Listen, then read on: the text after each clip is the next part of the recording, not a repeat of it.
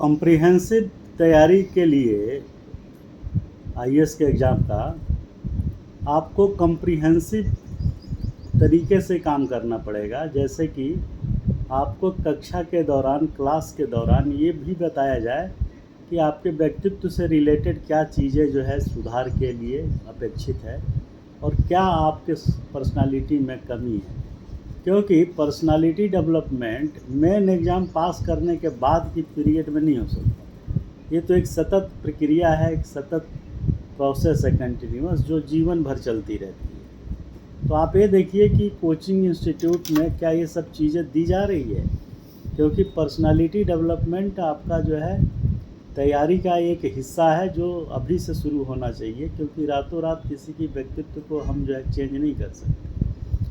हमारे यहाँ एक बच्चा पूछा कि साहब, अक्सर क्वेश्चन पूछा जाता है कि आईएएस की तैयारी आप क्यों कर रहे हैं या आप क्यों आईएएस बनना चाह रहे हैं, आपका मोटिव क्या है, आप आईएएस बन के क्या करेंगे।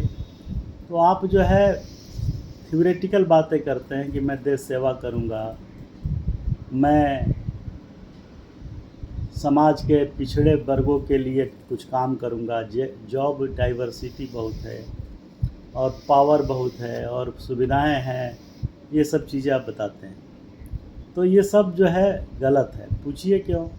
क्योंकि देश सेवा करने के लिए आईएएस बनने की कतई ज़रूरत नहीं है। आप किसान बन के भी देश सेवा अच्छा कर सकते हैं, और ज़्यादा देश सेवा आप करने की बड़ी प्रबल इच्छा हो तो आप सेना में भर्ती हो सकते हैं, पुलिस में भर्ती हो सकते हैं, ये भी देश सेवा है। दुकान करके सही तरीके से सामान बेचना और किसी ग्राहक को ठगना नहीं है, ये भी देश सेवा ही है।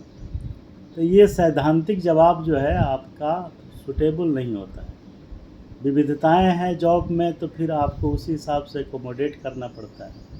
चैलेंजेज हैं तो उनको आपको फेस करना पड़ता है। तो सच्चाई ये है कि अगर आपसे पूछा जाए तो व्यवहारिक जानकारी दीजिए कि साहब, मैंने तो आईएएस की तैयारी इसलिए किया था और आईएएस बनना मेरा कोई मोटिव ही नहीं है।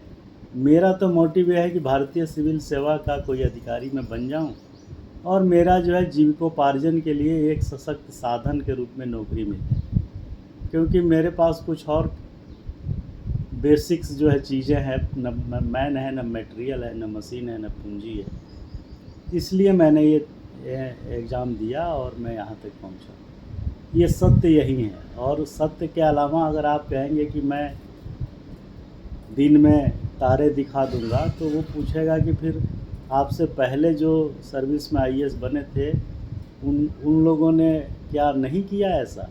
तब आप फंस जाइएगा कि 75 वर्षों में जो काम नहीं किया किसी ने, वो आप रातों रात कोई जादुई चिराग लेके तो कर नहीं देंगे। तो व्यवहारिक आंसर दीजिए, और व्यवहारिक आंसर वही है जो मैंने पीछे बोला, और उसको बढ़ा चढ़ा के मत बोलिए।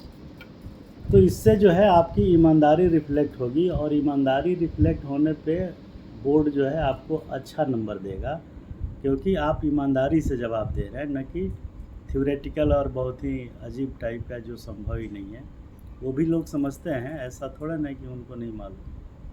तो ये सब चीज़ें जो है पर्सनालिटी से जो जुड़ी हुई चीज़ें हैं, ये आपको तैयारी के क्रम में डेली फीडिंग होना चाहिए, अन्यथा बड़ा मुश्किल हो जाएगा कॉम्प्रिहेंसिव तैयारी कराने का तरीका।